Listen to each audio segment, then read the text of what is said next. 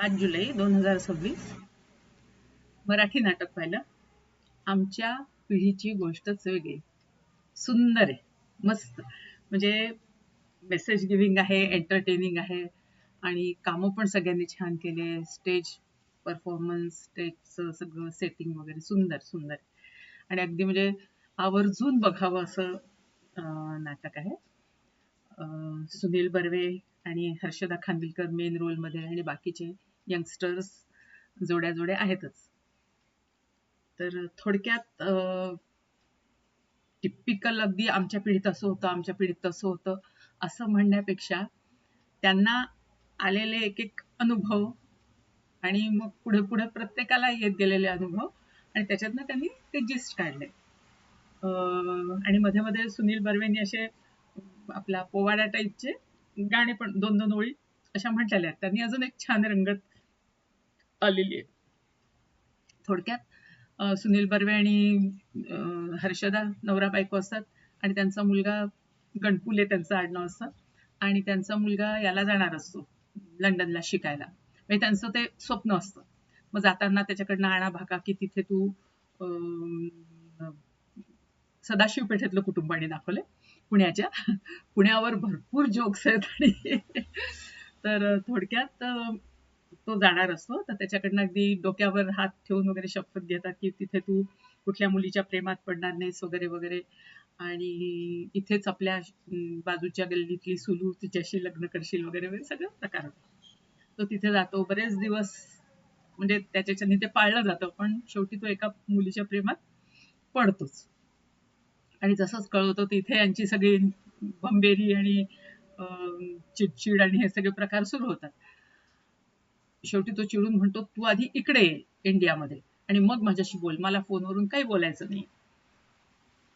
आणि तेव्हाच्या जमान्यातले ते लँडलाईन आधी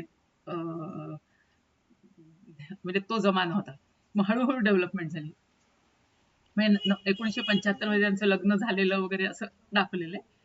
आणि मग नंतर आले फोन. म्हणजे मग हा येतो तर डायरेक्टली तिला बायकोला घेऊनच येतो आणि ती असते जर्मन म्हणजे आणि तिला बिलकुल मराठी येत नसतं. यांनी आपलं 2-4 तुटुक मुटुक शब्द फक्त तिला शिकवलेले असतात.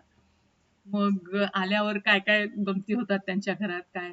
शेवटी हा चिडून सुनील बर्वे म्हणतो की तू मी मेलं तरी तू जो तोंड दाखवायचं नाही असं.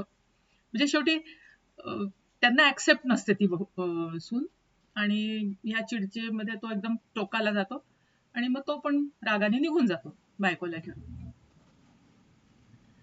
तर आता तिला काहीच समजत नसतं. मग ती एक मजा मजा दाखवली की ती आपली विचारायचा प्रयत्न करत असते काय झालं काय झालं पण हा काही त्या रागाच्या ह्याच्यात सांगत नाही. आणि मग एकदम 20 वर्षानंतर दाखवलंय की त्यांना एक मुलगी झालेली आहे आणि ती पण आता फ्रान्सला शिकायला चालली आणि मग तिने आपलं स्टेटस टाकलंय जाताना फोटो बिटो सेल्फी घेतलेला. तर मग ही हर्षदा म्हणते किती सुंदर दिसते ना असं तसं हे करतं. आता हाही लपून छपून बघत असतो पण तिच्यासमोर बायकोसमोर ऍक्सेप्ट करत नसतो की माझ्याही मनात हे आहे. मग करू का नको लाईक मध्ये ती लाईक करून टाकते. मग जसंच लाईक करते ह्या दोघांनाही खूप आनंद होतो. त्या मुलाचं नाव असतं त्यांच्या मकरंद आणि ती सून की पप्पांनी नाईंनी लाईक केलंय आपल्या स्त्रियाला. मग लगेच फोन कॉल लावतात बोलणं होते. मग ते बोलवतात तिथे की तुम्ही या मग आता इकडे. मग हे तिकीट म्हणजे पाठवतो वगैरे पोचतात तिथे. मग तिथली गंमत की ऍडजस्ट होत नाही सुनेबरोबर. मग प्रत्येक वेळेस मागे मागे मागे मागे करत असते. त्यांचं जोरजोरात बोलणं त्यांच्या सोसायटीत. म्हणजे आता फॉरेनमध्ये लंडनमध्ये ज्या गोष्टी आपल्या इंडियामध्ये सगळं चालतं पण तिथे नाही. मग त्या मजा मजा मजा. आणि अशा ह्याच्यातच एक दिवस तिचा व्हिडिओ फ्रान्सवरून मग कशी आहेस काय आहे अशा ह्याच्यात व्हिडिओ कॉल येतो आणि त्याच वेळेस लॉकडाऊन डिक्लेअर होतं करोनामुळे.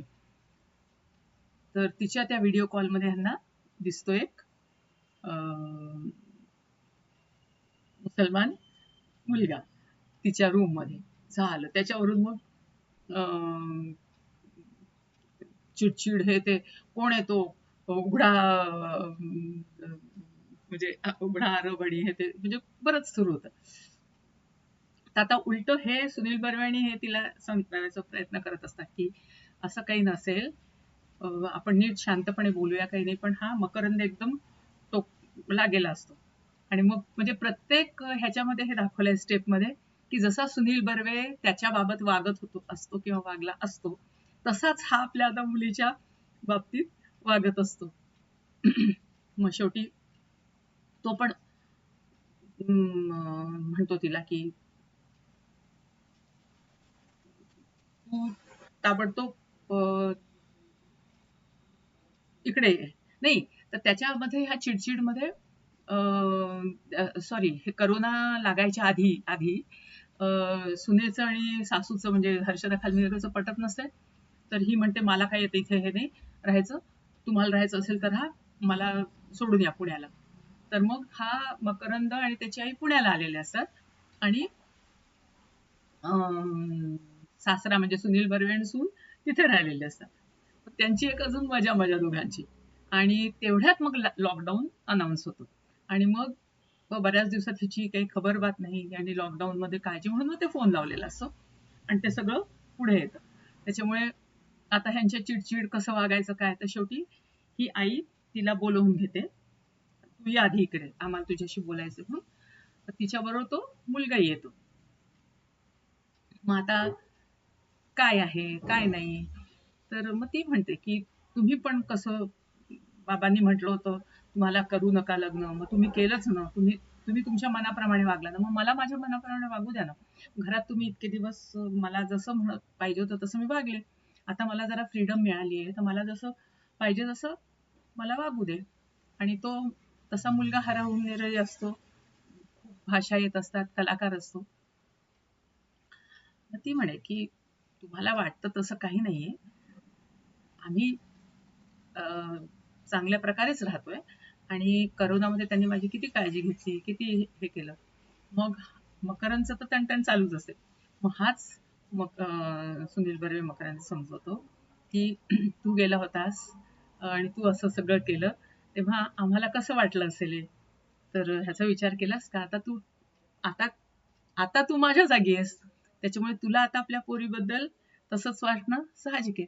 प्रत्येक पिढीला म्हणजे आपणच बरोबर आहोत असं वाटत असतं आणि प्रत्येक पिढीला फ्रीडम पण पाहिजे असतो, तो आपण द्यायचा नसतो, तो ते घेतातच म्हणे. आणि ही गॅप कितीही विज्ञान प्रगत झालं किंवा लोक पुढे गेले तरी हा पिढीमधला जे विचारांचा गॅप आहे किंवा थोडासा उन्नतीचा गॅप आहे तो राहणारच आहे. आता टेक्नॉलॉजी इतकी वाढली आहे, सगळं वाढलंय, त्याच्यात तो फरक पडणारच आणि त्याच्याप्रमाणे जर पुढे गेले नाही तर मग मागे पडू आपण.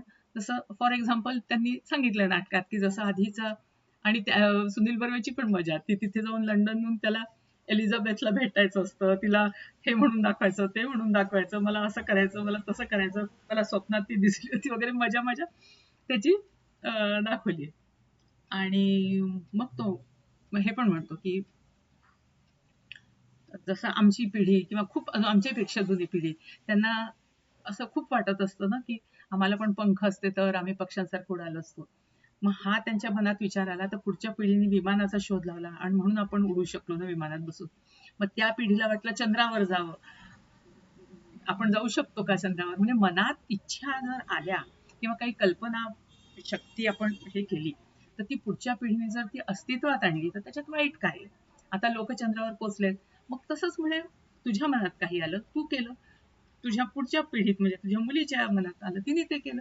त्याच्यामुळे आपण फक्त एवढंच बघायचं की ते वाईट मार्गाला चालले नाही ना, चुकत तर नाही आहेत ना, बाकी त्यांना त्यांच्या चुकांमधूनच ते शिकणार आहेत आणि पुढे जाणार आहेत.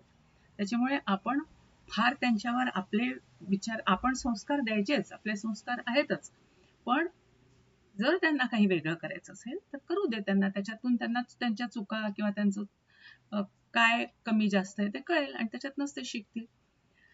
तर अशा पद्धतीने ते तो समजवतो. म्हणजे सुनील बर्वे आता समजूतदार झालेला दाखवला आणि मग शेवटी ऑल इज वेल सगळं होते. तर ह्या सगळ्या म्हणजे याच्यामध्ये गमती जमती आणि डायलॉग्स आणि एकीला न समजणं, मग कसं ती बोलते, कसं शिकते. हिला इंग्लिश येत नसतं हर्षदाला, तिचं इंग्लिश, मग नंतर ती पण कसे डायलॉग बोलायला शिकते. मजा मजा खूप. टोटल एंटरटेनिंग आहे. मला खूप आवडलं.